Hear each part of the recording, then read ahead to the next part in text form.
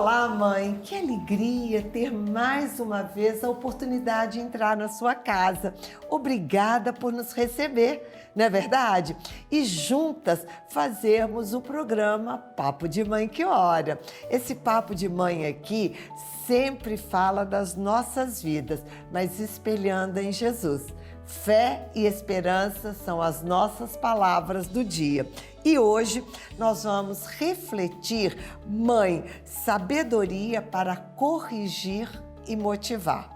E agora nós queremos pedir o exemplo de Nossa Senhora, que eu olho para Nossa Senhora e falo assim, Nossa Senhora só motiva até hoje, 2000 anos depois, a que eu seja uma pessoa melhor e a que eu ore.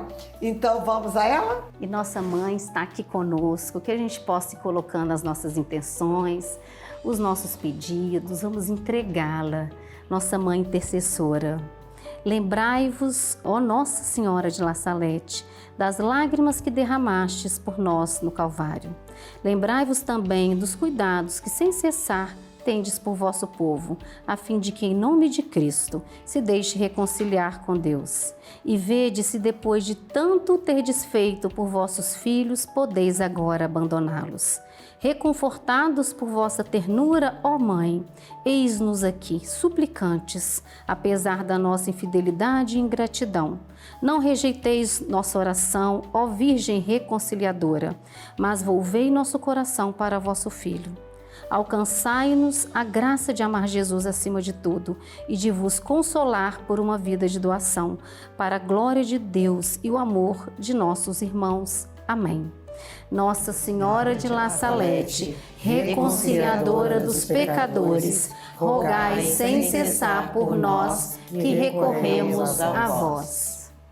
Enquanto a Cris ia rezando, no meu coração ia vindo uma oração, pedindo ao Senhor mesmo que a gente possa ser uma mulher sábia, porque diz que uma mulher sábia edifica o seu lar, uma mulher sábia educa seus filhos na fé, uma mulher sábia, ela traz as pessoas para perto de Deus e a gente percebe que no movimento a gente gostaria que tudo isso acontecesse.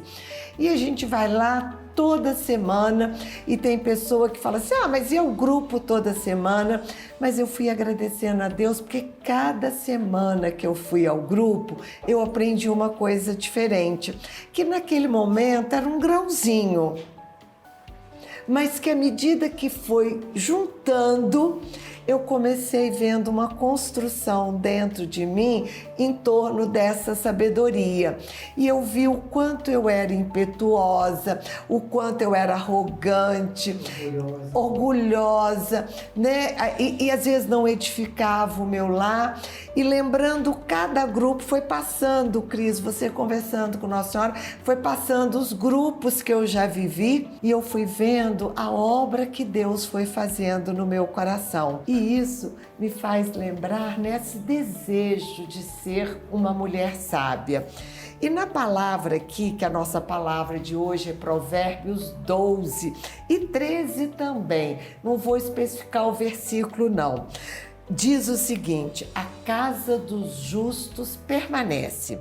Diz o seguinte, quem ama a correção, ama o conhecimento. Quem detesta as repreensões é tolo. E aí eu queria começar com a nossa primeira pergunta.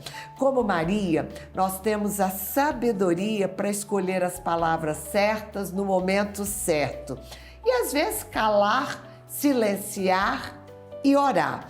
E ele vai dizer aqui, quem ama a correção, ama o conhecimento. Então o primeiro conhecimento é o quê? Silenciar e rezar. Isso é interessante, né? Porque aí você vai pensando nas pessoas que te trouxeram isso, né? E eu tive uma avó que ela fazia isso muito lindamente. E hoje eu olhando nessa caminhada que a gente está vindo com o grupo, né? E vindo, como minha avó era sábia. Minha avó ela rezava, orava e silenciava. E a paz onde ela estava reinava. A casa dela era uma casa de paz. As pessoas se achou engraçado que a casa da minha avó era porto. Todo mundo gostava de ir para a casa da minha avó, as famílias e as pessoas que conheciam ela na comunidade. Então minha avó nunca ficou sozinha. Olha a sabedoria dessa mulher que não tinha tanto entendimento, tanto estudo quanto a gente, mas ela tinha uma arma.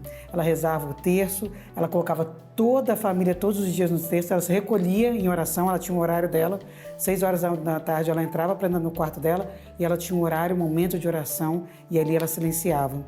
E trazendo isso para o nosso dia a dia, depois desse grupo, do nosso grupo, de tanto entendimento, de tanto essa frequência dentro do grupo, tia, hoje eu faço isso.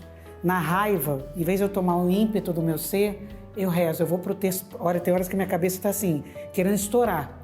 Eu calo, eu rezo e depois eu tomo a decisão. E eu posso falar para você, mãe, testemunhar, né? Que a minha decisão ia ser totalmente diferente se eu fosse na hora da raiva falar. Então isso está sendo um grande aprendizado e uma grande arma que eu estou tendo dentro da minha casa, com meu marido, com os meus funcionários, com os meus filhos.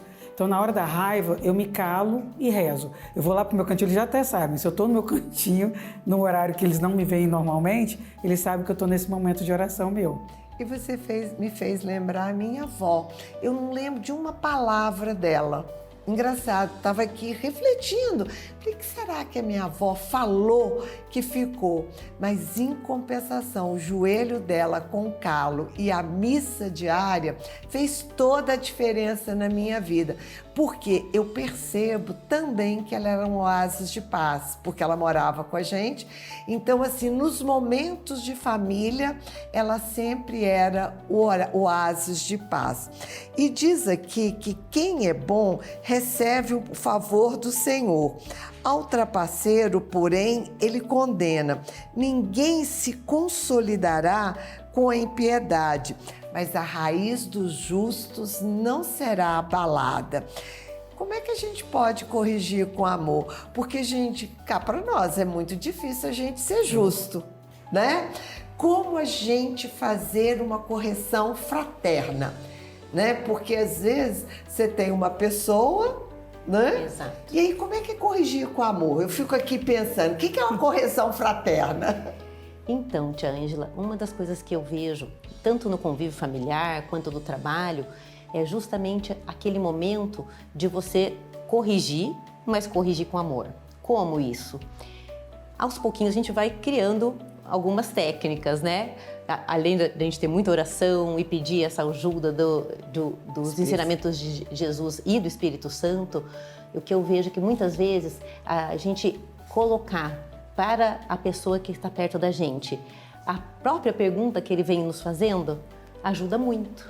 Por quê? Porque a pessoa vem e te traz uma situação e aí você devolve da mesma forma, só que claro, com esse filtro de amor junto.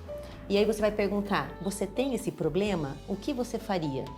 E assim eu vejo que a própria pessoa se sente acolhida e consegue encontrar a forma de agir e com mais naturalidade, com mais tranquilidade e tudo fica mais claro na mente e consegue sair dessa situação. Quando a gente é uma pessoa de oração, a gente molda as nossas palavras no falar. Você pode chamar a atenção com amor ou com ignorância.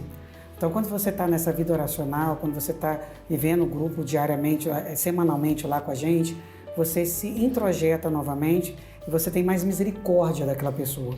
Então, você consegue falar com amor, né? Sem julgamento, sem ignorância, sem força, sem ódio. Então, você consegue olhar aquela pessoa querendo acolher aquela dor daquela pessoa e fazer uma transformação com amor. Eu tenho aprendido a metabolizar dentro de mim. Porque a hora que você metaboliza aquilo que te impactou e separa o que é seu e o que é do outro, você consegue fazer uma correção fraterna.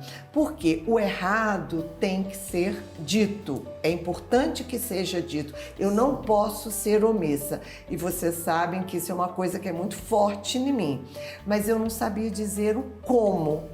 E eu tenho aprendido isso, a metabolizar, às vezes é um dia, às vezes é um mês, às vezes é 6 meses. Tem época que a gente quase morre, né? Que a gente quase segurando, mas num determinado momento que eu percebo que aquilo já não é por minha causa, mas é por causa do erro, e aí se transforma isso em palavra. Mas, ô Cris, para isso a gente tem que clamar o Espírito Santo, porque é uma saída, né? E aí, como que a gente pode espelhar Jesus nessa missão? Porque nós temos uma missão de mãe que ora.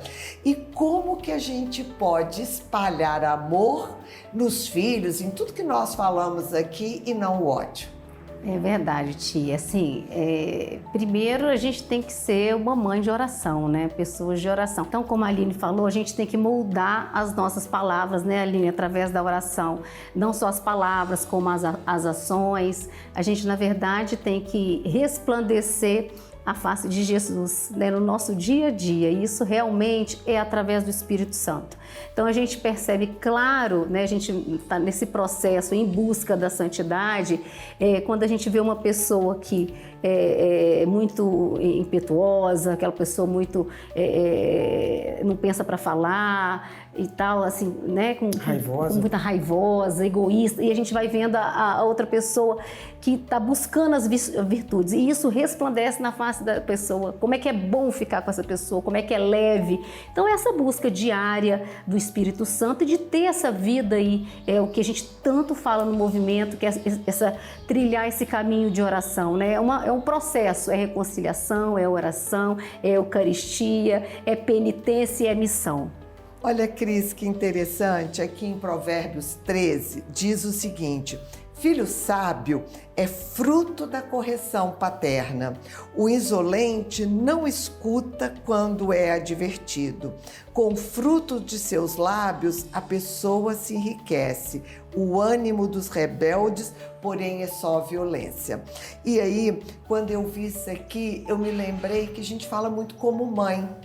Esquece de se colocar na posição de filha. E como filha, eu quero pedir muito a graça de Deus de me deixar ser corrigida por Ele. Que eu possa receber essa correção fraterna. E esses lábios também, né? Porque eu preciso de ouvir a palavra, ler a palavra, mastigar a palavra, para poder receber essa correção. Por isso, neste momento, eu te convido mesmo a abrir o seu coração.